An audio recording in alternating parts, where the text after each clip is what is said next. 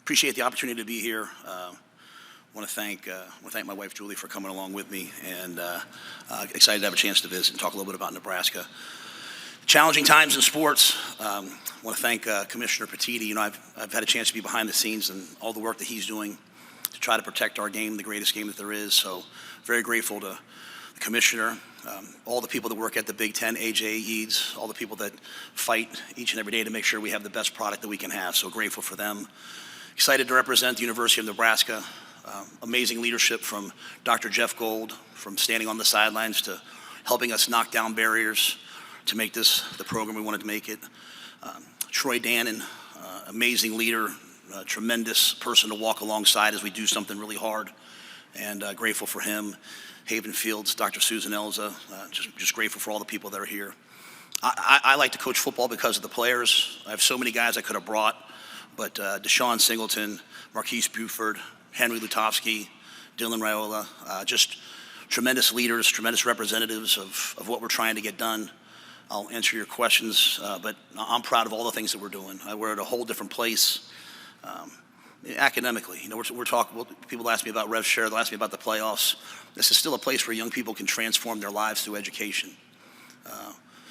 and I think we're doing that at a high level. 3.3 cumulative GPA. I'm proud of all the guys. 86% of our guys are over a 3.0 cum. So we're getting it done in the classroom, and now it's time for us to continue to get it done on the football field. And if I say one thing, I'll say this: we like our football team. We like our football team a lot. We believe in the guys. It's those four guys I mentioned. It's all the guys back in Lincoln. We believe that we can play with anybody, and we've had our highs and lows, our ups and downs. We've been through a lot in 2 years together, and we're going to go make a run at this thing this year. So I'm grateful to coach them. It's been probably the most fun I've had in a long time, and excited to talk about them. So with that, I'll answer any questions that you guys have. Coach, we got a few questions on your right side, first row.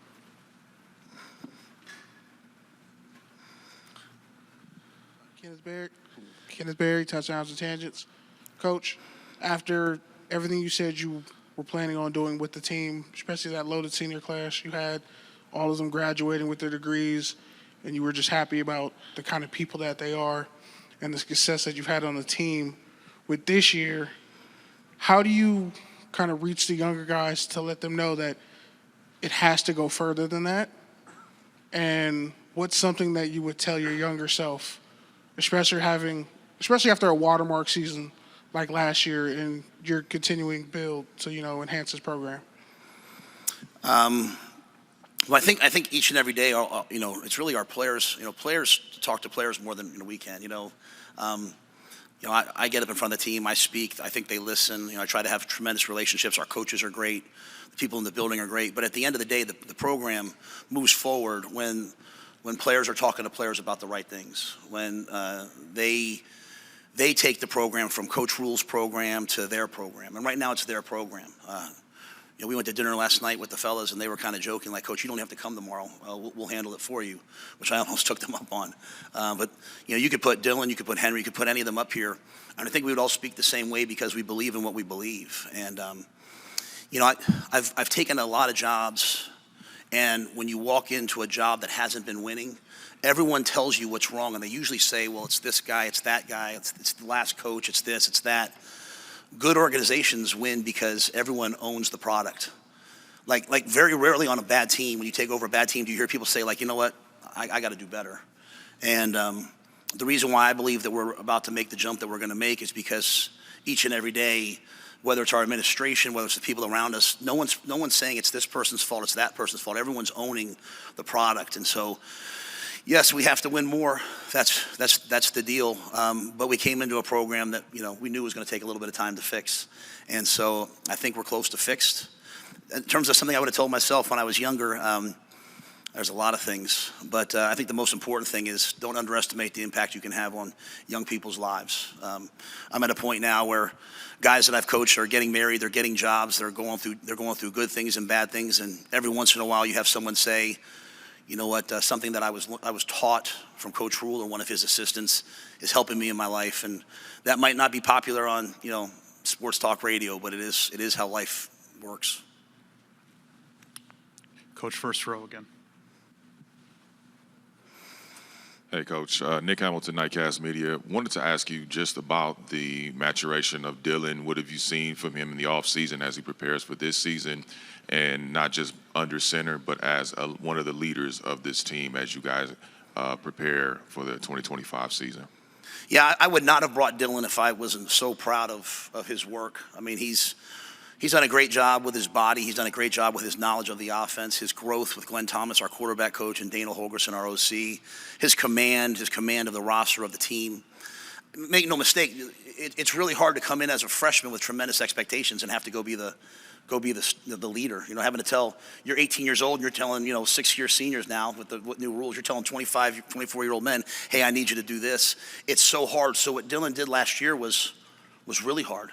And the thing to me, when you're a 5-star quarterback, like you probably breezed through high school. You haven't had a lot of adversity. Every time you go somewhere, people talk about how great you are. And when I recruited Dylan, I said, hey, come help me turn around Nebraska football, man. It's going to be hard. And doing something hard is how we become great. And if not, you go somewhere, you go play on the best team in the country, which is pretty cool. And every once in a while, they need you to make a throw to win the game. And then you go to the NFL, and the worst team in the worst city drafts you. And now you have to deal with all this adversity. I said, come to Nebraska. It's going to be hard. There'll be adversity. You'll be frustrated sometimes, but we will eventually do something great. And what I've seen from him, his maturity is he now embraces when he's frustrated. He embraces when things aren't going well. And he's the one, going back to the ownership I talked about, instead of saying this guy's got to do better, this guy's got to do better, man, he puts it on himself. He says, I'll fix this. So I think our team is going to play for Dylan, and I love coaching the kid. Young man. German from The Athletic. Matt, the challenge of having 3 new coordinators in permanent roles since the end of last season, how have you seen that play out through these spring and summer months, and what's your comfort level with those guys in comparison to where it was a few months ago as you start camp next week? Yeah, well, I'm thrilled with all 3 guys. I think the great thing about Dana is he's been a head coach. He knows the challenges of being a head coach. He has the loyal. I always feel like when guys have been a head coach and they go back to being an assistant, their comprehension of loyalty to the program, to the head coach, changes. I mean, it's so hard to sit there as the head coach and make these decisions and have everyone be like, well, we should do this and we should do that. So Dana's elite in that, and I think my trust in him, where I bring a lot to him. I sit in his office like, hey, what do you think we should do here? What do we think we should do here? Eck just brings a ton of energy and belief. I think our guys believe so much in what we're about to do special teams wise. And then, I think John, the great thing was he was in the system. So, he knows what we've done, but he has so much knowledge from his time in the National Football League. He had the #1 secondary in Buffalo, I think, for like 5 years. And so his ability now, it's been an adjustment for him probably coming to college. And, you're not just coaching pros now, you're training guys. And so training and teaching guys, he had a chance to do that as a position coach. And now as a coordinator, I think he's done a wonderful job. He's meticulous. He's got some great guys there with him. He's got Phil Snow right there by his side. A guy that people don't talk about enough is Rob Dvorak. Rob's been with us every stop. Rob's going to be a coordinator someday. He's a special coach, but he knows all sort of the history of everything. And so we just have great people, and I'm blessed to down Corey Campbell, Kristen Coggin, the people down, Mitch handling sports science. Like, there's some days I walk in and Mitch, I don't know what my job is, other than to recruit and go be a part of the players' lives. So the coordinators are going to do a great job. I'm very pleased. Coach Lynn Harrington with Stay Alive in Power 5. How you doing today? Good. How are you? I'm all right. So I know you're very familiar with Jack Hoffman, who passed earlier this year. And a couple days ago, you did the Team Jack run with the team. Is there going to be any special dedication for the season to Jack coming up?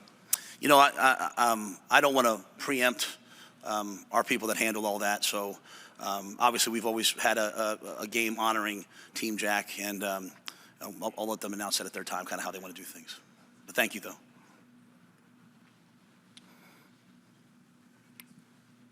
One more question in the second row here. Jacob Worthen, KRUI. Coach Rhule, Nebraska achieved bowl eligibility and won the Pinstripe Bowl. but close losses and special teams remain concerns. As you continue rebuilding, what fine-tuning are you emphasizing in tight game execution and confidence building for 2025? Yeah, I think we lost a lot of those games because we just weren't good enough. I think it's just sometimes a great storyline to say, hey, you know what, close loss here, close loss. I mean, and there's some of it, but our focus has been on like just improving as a team. Because they don't all have to be close. Some of those games, why don't we win by 14? I saw a different mindset from our team in the Pinstripe Bowl. We were up and they came back. We had to make a couple plays. Dylan made a play. Ramir Stewart hit a power to win the game on 4th and 2. And what I saw for the first time was not a lot of panic. But that panic comes from when you don't think you control what happens. When you're like listening to all the outside narratives and we should be doing this and we should do that. And finally the team grows up. It's what people always ask me about year 3. Finally the team grows up and they're like, well, I got to go make the play. And I got to go pick the ball off. And I got to go block the punt. And, none of those special teams errors were coached that way. And so we take ownership of it, don't get me wrong, but like it's a much different feeling when you walk in with a bunch of guys that now they know they're good. And some of them, they're the same players. They're just good because they're a year into the system. And that 250-pound guy is now 280-pound guys. So I'm an incrementalist. I believe in just getting a little bit better every year. I got great news. Nothing that happened last year carries over into this year, and that's a good thing, right? Like the Iowa loss at the end of the year was really, really probably painful, but sometimes it's the pain you need. It's the pain that spurs you forward in the offseason when, guys get a little bit complacent, and there's no complacency at the University of Nebraska right now. Our guys all understand that we've got good enough players. Well, we have an excellent roster. We're fast, we're explosive. We've got veterans where we need to. We're good on the lines. We've got great coaches. But we're going to have to go perform. And that performance comes from guys owning it and not listening to anything else, not listening to the guy in the locker room complaining, like shutting all that up and saying, hey, Husker football, it's about performance. It's about us going out there and getting it done. And so that's why I mentioned the classroom. That's why I mentioned the growth of these guys. You see a team that understands that. So I look forward to the first close game. I look forward to seeing our guys execute in it. But it's not something out here. It's about getting young people to be a little bit better each year, recruiting good players, and I think you'll see a good team this year. Coach Rhule, thank you so much for your time. Go Big Red.